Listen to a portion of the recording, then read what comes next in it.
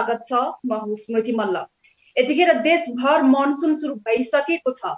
Monsoon सुरु हुने बित्तिकै सबैभन्दा महत्त्वपूर्ण विषय किसानसँग जोडिएको हुन्छ, किनकि नेपालमा 2/3 भन्दा बढी हिस्सा कृषकहरूले ओगटेका छन् र मनसुन नै एउटा यस्तो समय हो जुन बेलामा कृषकहरूको उब्जनीको खेतीपातीको सुरुवात गर्ने, उत्पादनमा लाग्ने एउटा समयको सुरुवात भएको हुन्छ। त्यो कारणले गर्दा पनि मनसुन सुरु हुने बित्तिकै विशेष गरी किसानसँग जोडिएका विभिन्न किसिमका विषयहरूको उजागर हुने गर्छ र सरकारले ती विषयहरूलाई हरेक वर्ष हामीले सम्बोधन गरिरहेका छौँ भन्ने किसिमको कुराहरू पनि गरिरहेको हुन्छ। आजको कार्यक्रममा हामी विशेष गरी मनसुन सुरु भए सँगसँगै कृषि पेसामा लाग्ने किसानहरूले वर्षौंदेखि भोग्दै आइरहनु परेको समस्याहरूमा केन्द्रित रहेर कुराकानी र विषय प्रसङ्गलाई जोड्नेछौँ। सुरुमा हामीसँग यतिखेर जोडिसक्नु भएको छ कृषि मन्त्रालयबाट प्रवक्ता श्रीराम घिमिरे सर। सर, यहाँलाई स्वागत छ इस्यु अफ द डेमा। हस्, धन्यवाद यहाँलाई। अहिले पनि अब कृषकहरूको जति पनि समस्याहरू छ सर, त्यो सँगसँगै झन् जेठमा मात्रै भएको बजेट भाषणबाट पनि यतिखेर कृषकहरूले चित्त बुझाएका छैनन्। झन्डै 18वटा कृषक समूहले विज्ञप्ति नै निकालेको छ बजेटमा यसको सम्बोधन सरकारले राम्रोसँग गर्न सकेन भनेर। त्यहाँबाट सुरु गर्छु सर, यो बजेटमा उठाइएको विषयवस्तुहरूमा कृषकको अझै पनि असन्तुष्टि हुनुमा यहाँले कमी कमजोरी के देख्नु भएको छ? यसमा चाहिँ एउटा कुरो हामीले के याद गर्नुपर्ने हुन्छ भने नेपाल सरकारले लामो समयदेखि नै, धेरै अगाडिदेखि नै नेपाली कृषक समुदायहरूको जीवनयापनमा ठुलो चाहिँ महत्त्व राख्ने कृषि व्यवसायमा सहयोग गर्ने, त्यसमा रिसोर्सहरूको सहयोग, त्यसमा सिप तालिमहरूको कुराहरू, प्राविधिक सरसल्लाहका कुराहरू, यी सम्पूर्ण कुराहरूमा सहयोग गर्दै आइरहेको अवस्था हो। तथापि हाम्रो चाहिँ नि रिसोर्सको सीमितताले गर्दा अहिले पनि अधिकांश किसानहरूको चाहिँ नि समुदायहरूमा नेपाल सरकारको एकनासको सेवा पुग्न नसकेको यथार्थ हामीले भुल्नु हुँदैन। त्यो चाहिँ समस्या छ। तथापि नेपाल सरकारले आफ्नो सेवाको दायरा बढाउँदै लाने प्रयास गरिरहेको छ र अहिले पछिल्ला वर्षहरूमा केही कृषि क्षेत्रमा नेपाल सरकारले अलिकति बजेट छुट्याउने, त्यसलाई वृद्धि गर्दै लाने क्रम चलेको छ। यो साल पनि अलिकति वृद्धि भएर आएको छ। तर जति हामीले आशा गरेका थियौँ त्यो अनुसारको अझै पनि कृषि क्षेत्रलाई राष्ट्रिय बजेटबाट त्यति चाहिँ रिसोर्स प्राप्त हुन सकेको छैन। तथापि कृषि तथा पशुपक्षी विकास मन्त्रालयले आफ्ना समग्र कृषक समुदायहरूको सहयोगको लागि, उहाँहरूको चाहिँ खेतीपाती व्यावसायिक उत्थानको लागि कृषि व्यवसायमा आइपर्ने लगानी गर्नुपर्ने रिसोर्सहरू जस्तै मलको कुरा, बिउको कुरा, अरू चाहिँ प्राविधिक राय सल्लाहको कुरा, मौसम आदि इत्यादिको बारेमा चाहिँ भविष्यमा यस्तो हुँदैछ भनेर चाहिँ त्यो बताउने कुरा, यी सम्पूर्ण कुराहरूको चाहिँ सेवा चाहिँ प्रदान गर्दै आइरहेको छ र यसलाई बढाउँदै पनि लगिरहेको छ। अब हालै मात्रै सरकारले लिएर आएको जुन एउटा नीति छ, सरकारले अबको अवस्थामा चाहिँ नेपालको कृषि क्षेत्रलाई पनि विकासको मार्गमा अगाडि बढाउने भन्दै उसले चाहिँ विशेष गरी कृषि क्षेत्रमा पनि वैदेशिक लगानीलाई खुल्ला गर्ने भनेर घोषणा गरेको छ। यसरी अब कृषि क्षेत्रमा वैदेशिक लगानीको खुल्ला गर्ने भन्ने कुरामा नै किसानहरू आफै सन्तुष्ट हुन सक्नु भएको छैन। उहाँहरूले कतै यो चाहिँ सरकारले चाहिँ योभन्दा अगाडि भएको ऐन नियमलाई छक्क्याएर र झुक्क्याएर अहिलेको पटक चाहिँ यस किसिमको घोषणा गरेको छ भन्ने छ घिमिरे सर। अब यसमा पनि अलिकति स्पष्ट पारिदिनुहोस् न। एकदमै चाहिँ म एउटा स्पष्ट साथ के कुरा यहाँको अगाडि राख्छु भने त्यो वैदेशिक लगानी ऐनमा जुन एउटा संशोधन भएको छ अनुसूचीमा, त्यो अनुसूचीमा संशोधन नेपाल सरकारले गरेको छ। तर त्यति गर्ने बित्तिकै हाम्रो सम्पूर्ण चाहिँ कृषक समुदायहरूलाई त्यसले चाहिँ प्रतिकूल असर गर्दैन, किनभने हामीले चाहिँ जुन पाए त्यही क्षेत्रमा जुन पाए त्यही चाहिँ ठाउँमा त्यसरी चाहिँ खुला रूपमा कुनै पनि वैदेशिक चाहिँ सहयोगलाई त्यसरी खुला रूपमा छुट दिइरहेको छैनौँ। यसमा हामीले योसँग सम्बन्धित जुन चाहिँ संशोधन भयो यो संशोधनको आधारमा एउटा निर्देशिका बन्दैछ उद्योग तथा वाणिज्य मन्त्रालयले त्यसमा समन्वय गरिरहेछ। त्यो निर्देशिकामा हामीले क्लियर कुरा त्यहाँ बताउँछौँ, स्पष्ट कुरा हामीले के लेख्छौँ भने जुन चाहिँ कृषि उद्योग जुन कृषिको चाहिँ व्यवसायमा नेपाली चाहिँ कृषि उद्यमीहरूले नेपाली व्यवसायीहरूले लगानी गरेर चाहिँ अगाडि आइरहनु भएको छ त्यही सेक्टरमा उहाँहरूले लगानी गर्ने होइन। जुन बाँकी रहेको चाहिँ लगानी गर्ने त तमाम क्षेत्रहरू बाँकी छन्। ती बाँकी रहेका क्षेत्रहरूमा नेपाल सरकार नपुगेको हाम्रो कृषक समुदाय र लगानीकर्ताहरू नपुगेको क्षेत्रहरूमा उहाँहरूलाई लगाउने हो र उहाँहरूलाई लगाउँदाखेरिमा पनि 75% चाहिँ त्यहाँबाट निस्केको जुन चाहिँ उत्पादन छ त्यो अनिवार्य रूपमा निर्यात गर्नुपर्ने यी यावत कुराहरू चाहिँ समेटेर हामीले निर्देशिका बनाएपछि मात्रै यो कार्यान्वयनमा आउँछ। अहिले चिन्ता लिनु पर्दैन। कृषि तथा पशुपक्षी विकास मन्त्रालय आफ्नो चाहिँ स्वदेशी कृषक समुदाय स्वदेशी कृषक व्यवसायीहरूको हितमा जहिले पनि लागिरहन्छ। यसमा उहाँहरूले चिन्ता लिनु पर्दैन। हुन्छ, अब यहाँले यदि भनिदिएपछि किसानहरूले व्यक्त गरिरहनु भएको यो असन्तुष्टिमा आधा आधी मात्रै स्पष्टीकरण जस्तो भयो, किनकि हामीले यसमा चाहिँ अरू नियमहरू ल्याएर सच्याएर लैजान्छौँ अथवा त्यसलाई अझै स्पष्ट पारेर दायरालाई खुलाएर लैजान्छौँ भन्नुभएको छ। तर नेपालको हकमा हेर्नु पर्दाखेरि 60 देखि 70% साना र सीमान्तकृत समूहका नै किसानहरू छन्, ती कृषकहरू नै छन् र त्यस्तै किसिमले व्यावसायिक खेतीमा लागेकाहरू छन्। त्योभन्दा फरक बाँकी 30%मा मात्रै वैदेशिक लगानी भित्राउन सकिने भन्ने कुरा अथवा त्यो एउटा दायरा हामी बनाउँछौँ भन्ने कुरा व्यवहारिक कतिको बनाउन सकिने अवस्था छ सर? नेपालको कृषि क्षेत्र अहिले पनि चाहिँ हामीले के बुझ्नुपर्छ भने यो चाहिँ नि अर्ध व्यावसायिक परम्परागतबाट अर्ध व्यावसायिकमा गएको र अर्ध व्यावसायिकबाट व्यावसायिक उन्मुख चाहिने अवस्थामा छ। हामीले यो कुरा बिर्सिनु हुँदैन र अर्ध व्यावसायिकबाट व्यावसायिकतामा जानको लागि अब हाम्रो चाहिने कृषिजन्य उद्योगहरूको सङ्ख्या हेरौँ कति छ।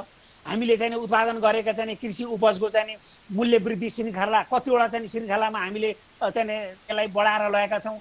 हामीले त अहिलेसम्म एउटा सामान्य कृषकले उत्पादन गरेको चिज उहाँहरूले उत्पादन गर्नुहुन्छ त्यसलाई बजारमा बिक्री गरिरहेछौँ। यो अवस्था छ।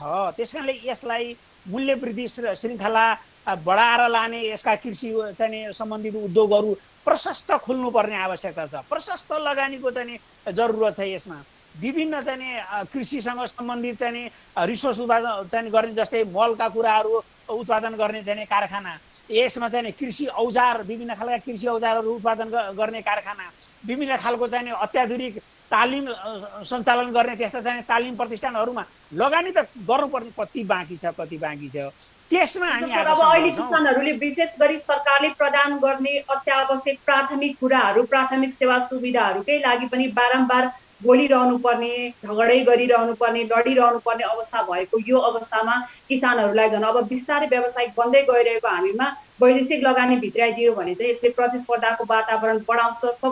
सबै व्यापारिक र व्यावसायिक लगानीमा अब विदेशी लगानी हावी हुने हो भने चाहिँ हाम्रो रोजीरोटी नै खोसिने अवस्था पनि आउन सक्छ भन्ने उहाँको चिन्ता हो। त्यो कारणले गर्दा पनि मैले यहाँलाई यसमा अलिकति स्पष्ट पारिदिनुहोस् भनेको। यो महत्त्वपूर्ण समय र कुराकानीको लागि यहाँलाई धेरै धेरै धन्यवाद सर। हस्, यहाँलाई पनि धन्यवाद। हामीसँग यतिखेर कृषि मन्त्रालयका प्रवक्ता श्रीराम घिमिरे सर जोडिनु भएको थियो। अहिले मन्त्रालयको पनि आफ्नै जुन किसिमले अहिले उहाँहरू यो अब एकै बेरमा नै उहाँहरूको आफ्नो मिटिङ सुरु हुन्छ पनि भन्नुभएको अवस्थामा हामीलाई यो महत्त्वपूर्ण उहाँले समय दिनुभयो। हामीसँग यो भन्दा पछाडिको क्रममा राष्ट्रिय कृषक समूह महासङ्घ नेपालका संस्थापक अध्यक्ष उद्धव अधिकारी सर पनि जोडिनु हुनेछ। त्यो भन्दा अगाडि छोटो ब्रेकको पालो।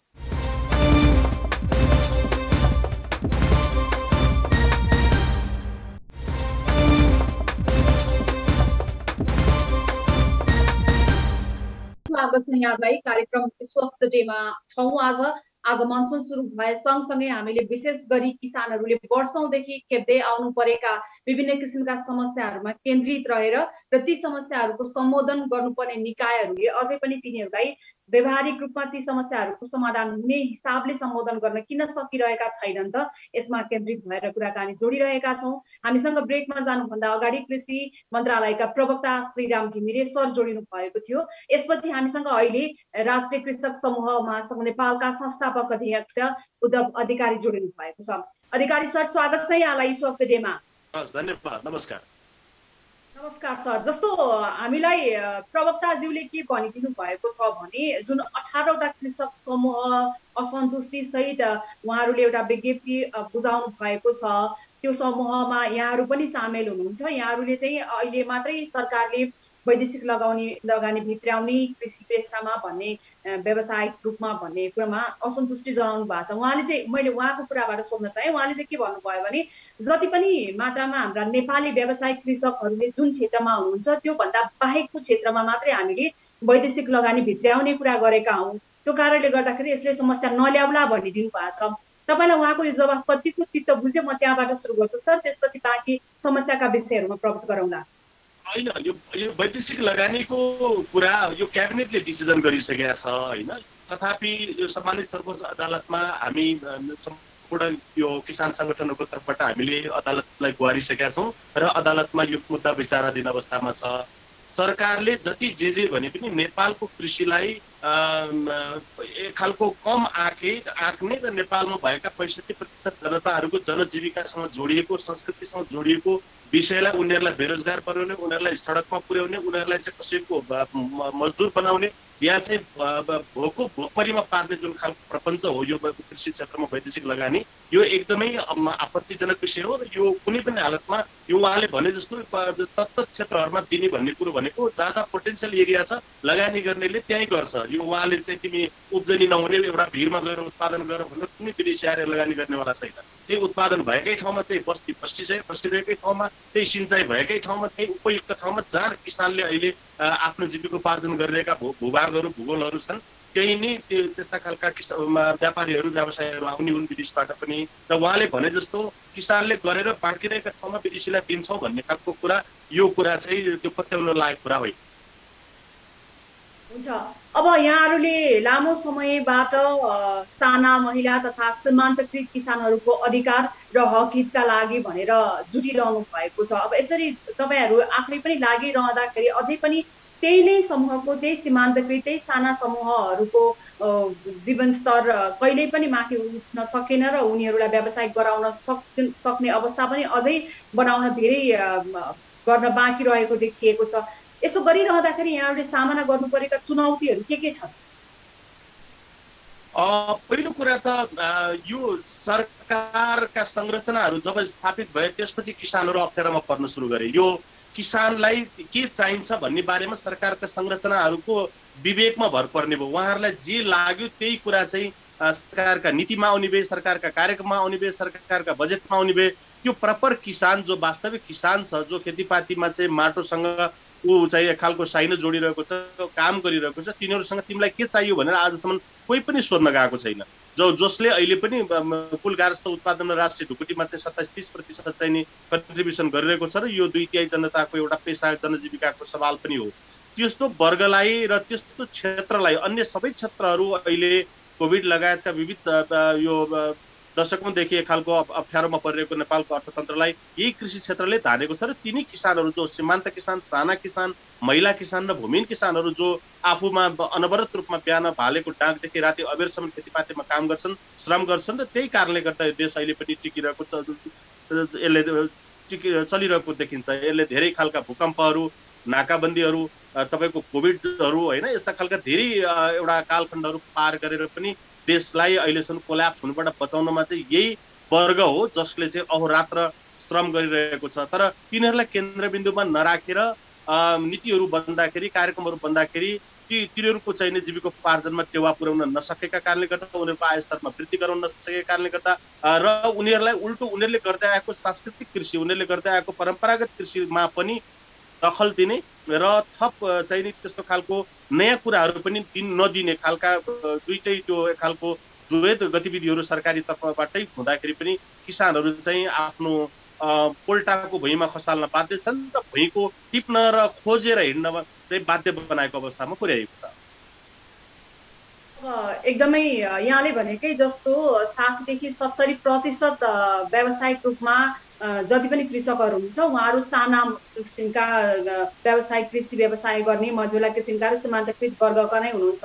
अब सरकारले ल्याएका यी यस्ता विभिन्न किसिमका योजनाहरू कृषकलाई तालिम दिने, कृषकलाई सहुलियत दिने, प्रशिक्षण लगायतका कुराहरू छन्। विभिन्न आकर्षक प्याकेज भनेर पनि बेला बेलामा ल्याउने गरेको छ। तर व्यावहारिक रूपमा यहाँहरू प्रत्यक्ष त्यहाँ उहाँहरूसँगै त्यही समूहसँगै जोडिएको काम गर्ने संस्था भएको कारणले गर्दाखेरि कतै धेरै संस्थाहरूको संलग्नता भएको कारणले गर्दाखेरि यी नीतिहरूको आउटपुट आउने किसिमले काम र लगानी हुन अथवा यी नीतिहरूले चाहे अनुसारको काम कार्यान्वयनमा ल्याउन नसकिएको हो कि अथवा कमजोरी चाहिँ के छ यहाँनेरि? होइन, यस्तो दुईटा यसलाई माथिबाटै हेर्न पर्यो। पहिलो कुरा त राज्यको प्राथमिकतामा कृषि क्षेत्र परेको छैन। त्यसको चाहिँ उदाहरण के हो भने कृषि क्षेत्रमा विनियोजन हुने बजेट, जस्तो अस्ति मात्रै 15 गते हामीले जुन खालको बजेट सुन्यौँ र त्यो बजेटबाट कृषिलाई 3% पनि पुगेको छैन। मलाई लाग्छ 2.68-78% मात्रै कृषिको बजेट छ। एउटा समस्या त्यहाँबाट सुरु हुन्छ। दोस्रो समस्या छुट्टिएकै बजेट मध्ये पनि जो अहिले चाहिँ लगभग छुट्टिएकै बजेट मध्ये पनि 50% पनि राम्रोसँग खर्च भएको सन्दर्भहरू छैन। त्यहाँनिर चाहिँ त्यो फ्रिज भएर जाने त्यो चाहिँ अर्को समस्याहरू छ। र त्यहाँबाट अर्को तेस्रो समस्या के छ भने रियल किसान कहाँ पुग्ने त्यस्ता खालका बाटाहरू नै छैनन्। ती बाटाहरू चाहिँ विविध कारणले गर्दा सिंहदरबारको अधिकार गाउँमा गयो भन्दै गर्दाखेरि पनि ती बाटाहरू अवरोध भएका छन् र त्यो चाहिँ गैर किसानहरूका अलिकति ठुला खालका स्रोतहरू गैर किसानहरू केन्द्रित भएको देखिन्छ। र साना सीमान्त किसानहरूको जो चर्चा हामी सुरुदेखि गरिरहेका छौँ उनीहरूसँग यो खालको स्रोत पुग्नै सकेको छैन जसले उत्पादनमा वृद्धि गरोस्, उत्पादकत्वमा वृद्धि गरोस्, उसको स्वाभिमानमा वृद्धि गरोस्, उसको आय आर्जनमा वृद्धि गरोस् र उसको चाहिँ नि अहिले भनौँ न अब हुर्कदै गरेको एउटा चाहिँ युवालाई फेरि पनि के भन्छ कतार, मलेसिया, दुबई जस्ता देशहरूमा फेरि पनि पठाउन नपरोस् भन्नका लागि राज्यले त्यो ज्वरामा पानी हाल्ने काम जो वास्तविक किसानहरू छन् त्यो रियल किसानका पुग्ने गरेर स्रोतहरू पुर्याउनै सकेको छैन। सरकारी संयन्त्रहरू संरचनाहरू ले पनि त्यसलाई सम्बोधन गर्न सकेका छैन र त्यसले गर्दाखेरि चाहिँ कृषिमा अब कृषि क्षेत्रमा लाग्ने जनशक्ति पनि बिस्तार बिस्तार पलायन हुँदैछ। युवा जनशक्ति यसमा आकर्षित हुन सकिरहेको छैन र बाँझा जमिनहरू बिस्तारै बढ्ने क्रम जारी छ। विदेशबाट खाद्यान्न एउटा सामान्य कृषिजन्य उपजहरू पनि विदेशबाट आउने क्रम जारी छ र यस्तै खालका अप्ठ्यारा चाहिने अवस्थाहरू नै बढी देखिरहेको छ। तथापि हामी कृषि प्रधान देश हौँ र अथाह सम्भावना भएको देश भएर पनि हामीले त्यसलाई चाहिँ सदुपयोग गर्न सकेका छैनौँ। अब अहिले पछिल्लो समय कृषि क्षेत्रलाई लिएर बृहत किसिमका छलफलहरू पनि हुने गरेका छन्। अहिले चाहिँ जुन किसिमले रासायनिक मलको यो बिगबिगी देखिएको छ, रासायनिक मल भित्रिएको छ, रासायनिक मलको प्रभाव र प्रयोग बढे सँगसँगै यसले पक्कै पनि दीर्घकालीन रूपमा भूमिको उत्पादकत्वमा नकारात्मक असर पारिरहेको छ। अब सरकारले त ल्याएको छ विभिन्न किसिमका नीतिहरू, भूमि ब्याङ्कको अवधारणा ल्याएको छ, भूमि सुधार नीति लगायत ल्याएको छ। तर यस सम्बन्धी चाहिँ नि जो प्रत्यक्ष सूचनामा आउनुपर्ने हो किसानहरू चाहिँ कति जानकार र सचेत भएको पाउनु भएको छ तपाईँहरूले?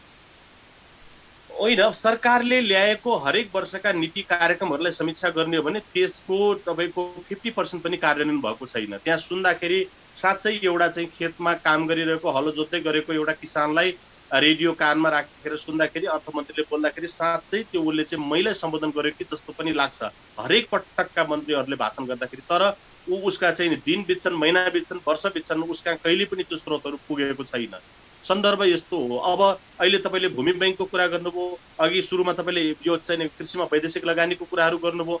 यस्ता खालका चिजहरू चाहिँ यसको इन्टेन्सन चाहिँ के हो भन्ने कुरा क्लियर नभइकन यस्ता कुराहरू नेपालमा हामीले चाहिँ नि भित्र नै दिने विषय नै होइनन् र हामीले त्यसलाई अवलम्बन हुने विषय नै होइनन्। अब यो चाहिँ हामी हाम्रा लागि गर्दैछौँ कि या अन्य कुनै तेस्रो मुलुकमा भएका व्यापारीहरूका लागि हामीले वातावरण बनाउँदैछौँ भन्ने कुरा चाहिँ बडो गम्भीर ढङ्गले सोच्नु जरुरी छ। हो, हाम्रै नेपाल सुहाउँदो परिवेश सुहाउँदा नीतिहरू बन्दै गरेका हुन्, यस्ता खालका कार्यक्रमहरू आएका हुन् पनि स्वागत हुन सक्छ। तर हामी चाहिँ प्राय हामी बाहिरबाट प्रभावित हुने र हामी आफ्नो चाहिँ परिस्थिति भन्दा पनि फरक ढङ्गका नीतिहरूलाई अख्तियार गर्दाखेरि हामी विगत 60 वर्षमा चाहिँ हामी यो अजङ्गारमा आइपुगेका हौँ जहाँबाट फर्केर जानु न अगाडि बढ्नुको जो अवस्थामा पुगेका छौँ।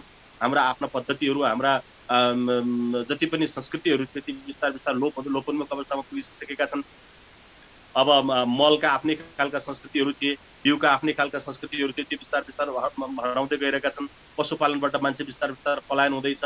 अब मान्छे चाहिँ किसानबाट साँच्चै उत्पादकबाट उपभोक्तामा रूपान्तरण चाहिँ भइरहेको सन्दर्भहरू छ। अब यो सबैबाट हेर्दाखेरि मल जस्तो एउटा संवेदनशील विषय अहिले तपाईँले जो कुरा कोट्याउनु भयो कि हामीसँग आफूमै अब मल भनेको आफैमा चाहिने 15-16वटा खाद्य तत्त्वहरूलाई नै मल भनिन्छ होला होइन। तर हामीले मल भन्ने खालको कुरो चाहिँ सरकारले दिने अनुदान पनि त्यही युरियालाई दिन्छ र हामी आम किसानहरू पनि मल भनेको युरिया नै हो भन्ने बढी चाहिँ हामी गाइडेड छौँ। त्यसले त्यहाँबाट हामी बाहिर निक्लिनुपर्छ। बोटलाई चाहिने खाद्य पोषण तत्त्व, खाद्य चाहिँ न्युट्रिसन हो, त्यो न्युट्रिसनको चाहिँ म्यानेज गर्नेबाट राज्यका नीतिहरू, कार्यक्रमहरू, अनुदानका कुराहरू, मलको व्यवस्थापनका कुराहरू न त्यो बाटोबाट आयो न हामीसँग भएका भलै नाइट्रोजनको मात्रा कम हुन्छ होला हामीसँग भएका रैथाने पद्धति प्रविधिहरू मार्फत निकाल्ने मलमा, तर अन्य खाद्य तत्त्वहरूको त्यहाँ चाहिँ प्रचुरता हुन्छ। त्यो चिजलाई चाहिँ हामीले त्यत्तिकै खेर फालिरहेका सन्दर्भहरू छन्। त्यसलाई व्यवस्थापन गर्न नसकेर हाम्रो माटो चाहिँ नि भनौँ न अहिले 65% भन्दा बढी उर्वर माटोहरू चाहिँ अम्लीय भइसकेको अवस्थाहरू छ। जहाँ कमर्सियल हिसाबले खेतीपाती गरेका छौँ त्यहाँका माटाहरू चाहिँ बिग्रिसकेको सन्दर्भहरू छ। अब यसरी जाँदाखेरि त हामीले झन् सबै कुराहरूमा माटो भन्ने कुरो उर्वर माटो बनाउनका लागि जसलाई हजारौँ वर्ष लाग्छ त्यही माटो बिगारिरहेका छौँ र त्यसलाई मरुभूमि बनाइरहेका छौँ। एउटा मात्रै होइन, धेरै बिउमा हामी बिस्तार बिस्तार परनिर्भर भइ नै सकेको सन्दर्भ छ। माटो हामीले मारेर जाँदैछौँ। हाम्रा चाहिने पद्धति, चाहिने रैथाने चाहिने पद्धतिहरू बिस्तारो लोपोन्मुख अवस्थामा पुगिसकेका छन्। कृषि भनेर हामीले अब भोलिका दिनमा हाम्रो आफ्नोपन नै यसरी छोडेर गइसकेपछि त अब झन् हाम्रो चाहिँ पछिल्लो पुस्ताले अब के खान्छ होला, के खन्छ होला, के गर्छ होला भन्ने समस्या छ। हुन्छ, अब यहाँले अब जुन किसिमले चाहिँ अहिले हाम्रो यो कृषि उत्पादन गर्ने र कृषिमा मलको प्रयोगको जुन बिग्रिगी देखिएको छ, जुन हिसाबले विकृति पनि देखिएको छ, एक हिसाबले भन्ने हो भने रासायनिक मल भित्रनु र त्यसरी चाहिँ किसानहरूले जग्गामा जथाभावी रूपमा पुगिरहँदाखेरि त्यहाँको उर्वरतालाई नै यसले फरक पारिरहेको छ, नकारात्मक असर पारिरहेको छ। अहिले चाहिँ जस्तो यहाँले यसो भनिरहँदाखेरि अर्को पनि एउटा कुरा चाहिँ हरित कृषि क्रान्ति भनेर पनि विभिन्न बेलामा यो कुराहरूलाई उठाइयो र त्योभन्दा बाहेक पनि हामीले चाहिँ यदि रासायनिक मलको अधिक प्रयोगबाट त्यो निको उत्पादकत्व गिरिसकेको अवस्था छ भने पनि त्यस्ता ठाउँहरूको पहिचान गरेर सरकारले जडीबुटीहरूको खेती गर्ने र त्यहाँनेरि फेरि अर्ग्यानिक माटोको उत्पादकत्वलाई फेरि लिएर आउन सकिन्छ, रिकभर गर्न सकिन्छ भन्ने जस्ता अवधारणाहरू पनि बिचमा आए। अब यस्ता कुराहरू चाहिँ व्यावहारिक रूपमा ल्याउन किन सकिएन सर? अब होइन, अब यो चाहिँ कस्तो भने एकचोटि मान्छेलाई हिर्काएर घाइते बनाउने त्यसपछि उसलाई फेरि उपचार गर्ने भन्दा चाहिँ त्यसलाई हिर्काउँदै नहिर्काउन पाए सबभन्दा राम्रो भन्ने कुरा हो।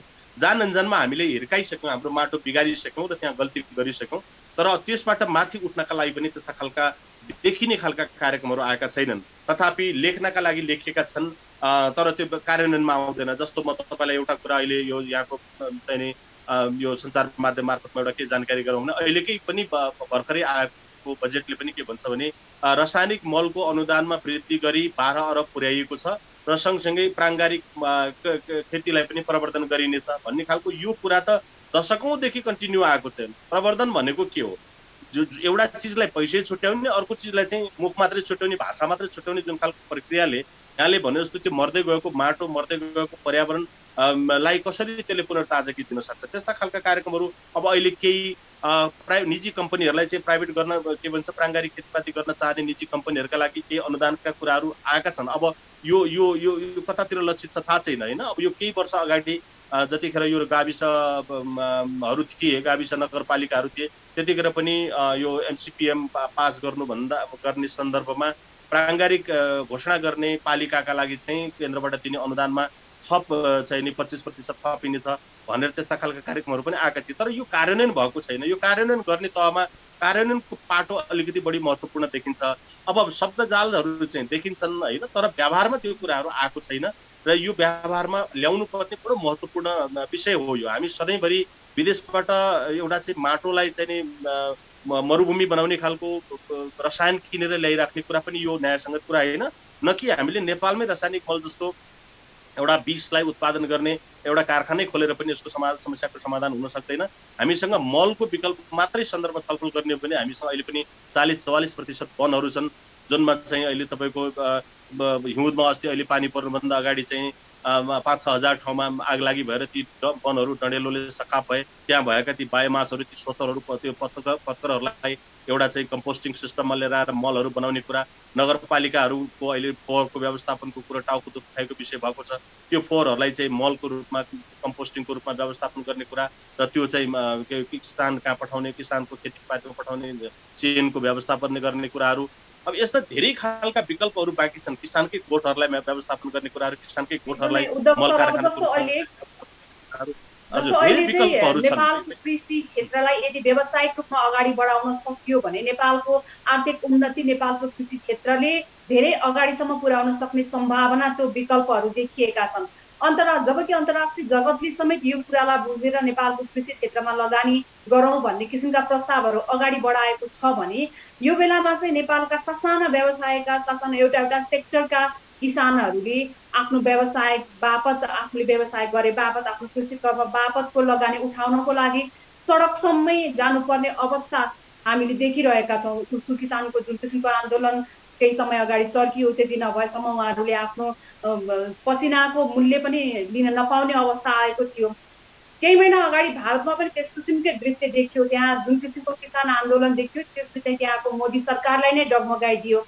कतै हामीले यस्ता आन्दोलनहरूबाट केही सिक्नुपर्ने हो कि अब त्यो बेला पनि आइसक्यो कि तपाईँहरू अब एउटा निकायमा बिचको मात्रै टक्रावले नपुगेको हो कि अथवा के हो? तपाईँहरूलाई त्यो महसुस भएको छैन? होइन, पक्कै पनि यो किसानहरू हामी चाहिँ कस्तो भयो भने हामी कर्ममा विश्वास गर्ने भयौँ। हामीलाई यो खालको आन्दोलन, यो खालको हडताल हामी चाहिँ यसलाई कम विश्वास गर्ने भयौँ। यो कारणले गर्दाखेरि पनि हामी माथि चाहिँ यो एक खालको अन्याय भइरहेको छ र यो सदियौँदेखि यो अन्यायहरू आम किसानहरूले बेहोरिरहेका छन्। चाहे भूमिको स्वामित्वको सवालमा कुरा गर्नुहोस्, होइन, हिजो जसको जोतको उसको पोत भनेर हाम्रा पुर्खाहरूलाई विभिन्न राजनीतिक दलहरूले त्यसलाई उराल्नुभयो, उहाँहरूलाई शहादत प्राप्त गराउनु भयो, उहाँहरूले त्यसलाई सत्ताको भर्याङ बनाउनु भयो। देखि यहाँका सिँचाइदेखि लिएर अहिलेसम्मका जति पनि गतिविधिहरू छन्, यो सबै कुराहरू हेर्दाखेरि चाहिँ किसानहरू चाहिँ नि एउटा मतदाताको रूपमा उहाँहरूलाई चाहिँ नि एउटा वाद र व्यवस्थामा सहजीकरण गर्ने एउटा चाहिँ नि शक्तिको रूपमा मात्रै रहेको छ। तर यसलाई साँच्चै उत्पादक शक्तिको रूपमा राज्यले अहिले पनि चाहिँ नि व्यवहार गरिरहेको छैन।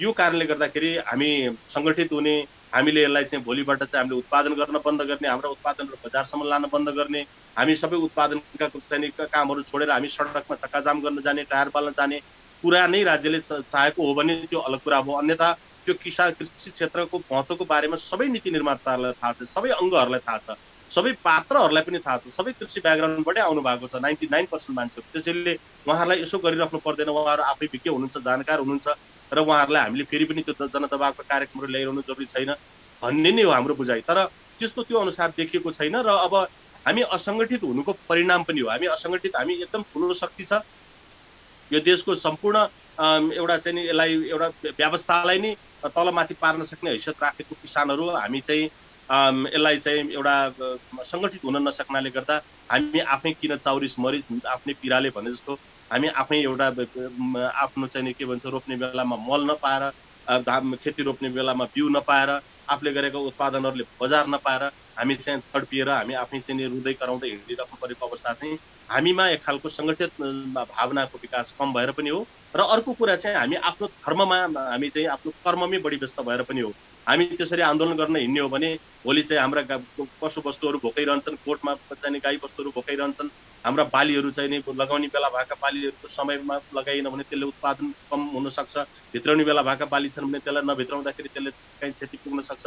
यी विविध खालका परिबन्धहरू छन्। त्यो परिबन्धका कारणले गर्दाखेरि पनि किसान समय लिएर ल अब 1 महिनाका लागि म राजधानी गएर यो आन्दोलन गर्छु र यो मुद्दा जसरी पनि म कृषि क्रान्ति सम्बन्धित सम्पूर्ण निकायहरूले, सरकार आफैले पनि कृषि क्रान्ति भन्ने शब्दलाई बढी प्रयोग गरिरहँदाखेरि चाहिँ कतै हामी सम्बन्धित र समन्वयात्मक भूमिका खेल्नुपर्ने यी यस्ता निकायहरू एक अर्काको दोषारोपणमा मात्रै अल्झिँदाखेरि समृद्धि र उन्नति कृषि पेसाको तर्फ हामीले ध्यान दिन सकेका छैनौँ कि भन्ने चाहिँ अलिकति हाम्रो बढी चिन्ता त्यसमा पनि हो। अब समय सकिन पनि लागेको छ। जस्तो अब अहिले चाहिँ विशेष गरी व्यावसायिक कृषिमूलक उत्पादनलाई अझै पनि आकर्षक रूपमा बनाउन नसकिनुको गल्ती र चुनौतीहरू चाहिँ के हुन्? हामीले यसलाई किन अझै पनि आकर्षक बनाउन सकेका छैनौँ? पहिलो कुरा त यो हामीले हाम्रा उत्पादनहरू, पहिलो कुरा त यो के भने हामी दुईटा ठुला चाहिँ नि अर्थतन्त्र भएका छिमेकी देशहरूको बिचमा छौँ। र हाम्रो देशले अन्तर्राष्ट्रिय चाहिँ नि विभिन्न चाहिँ नि त्यो दस्तावेजहरूमा सम्झौता गरेका कारणले गर्दाखेरि पनि कृषि उपजहरू सहज रूपमा हाम्रो नेपालमा आउन सक्ने खालको जुन खालको बाटो खोलेका छौँ, तथापि हाम्रा उत्पादनहरू बाहिर जानलाई विभिन्न खालका समस्याहरू छन्। यो बाह्य उत्पादनहरू सहज रूपमा नेपालमा आइराख्नु एउटा मुख्य कारण हो, किनभने त्यसले नै हाम्रा उत्पादनहरूलाई चाहिँ जहिले पनि असर गरिरहेको हुन्छ जो व्यावसायिक रूपमा लाग्नु भएको छ। पहिलो कुरा त्यो हो। दोस्रो कुरा चाहिँ यसको हाम्रो लागत चाहिँ उत्पादन लागतको कुरा हो होइन।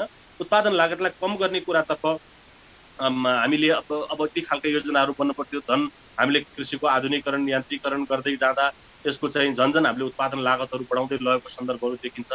अब यो जुन चाहिँ हामीले हिजो एउटा परिवारमा आधारित जुन खालको आफ्नो स्थानीय श्रम स्रोत साधनमा आधारित खेतीपातीहरू गर्थ्यौँ, अब अहिले चाहिँ त्यो चाहिँ विभिन्न खालका प्रविधिहरूको चाहिँ प्रयोग मार्फत हाम्रो उत्पादन लागतहरू केही बढेको देखिन्छ। त्यही कारणले गर्दा यो कृषि व्यवसायमा आएका हाम्रा युवा जो चाहिँ विदेशबाट त्यहाँबाट रगत पसिना गरेर कमाएको 2-4 पैसा लिएर यहाँ 2-4 वर्ष खेतीपाती गर्नुहुन्छ, अलिकति व्यावसायिक रूपमा चाहिँ केही गर्छु म आफ्नै परिवारसँग बस्छु भनेर सपना देखेर आउनुहुन्छ र उहाँ निश्चित समयपछि यहाँबाट चाहिँ निराश भएर फेरि पनि उहाँहरू विदेश फर्किनु परेका सन्दर्भहरूलाई पनि हेरेर हामीले नेपालको व्यावसायिक कृषिलाई हामीले टिकाउन नसक्नुको मुख्य कारण बजारीकरण र हाम्रो उत्पादन लागत र अन्तर्राष्ट्रिय चाहिने उत्पादनसँग हाम्रो सानो स्केलमा गरिने उत्पादनहरूको प्रतिस्पर्धात्मक क्षमता चाहिँ नभएको कारणले गर्दा नि हामीलाई यो चाहिँ अहिले मुख्य समस्या चाहिँ यहाँनिर रहेको छ।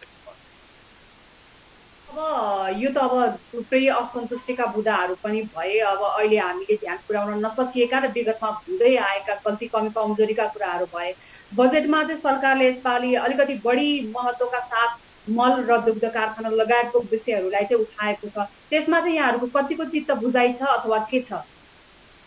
होइन, मलमा राज्यले चाहिँ जोड दियो भन्ने कुरा हो। अब अहिले 1 अरब रुपियाँ मलको अनुदान वृद्धि गरेको देखिन्छ, तर अन्तर्राष्ट्रिय मल यतिखेर राष्ट्रिय कृषक समूह महासङ्घ नेपालका संस्थापक अध्यक्ष उद्धव अधिकारी सर जोडिरहनु भएको छ।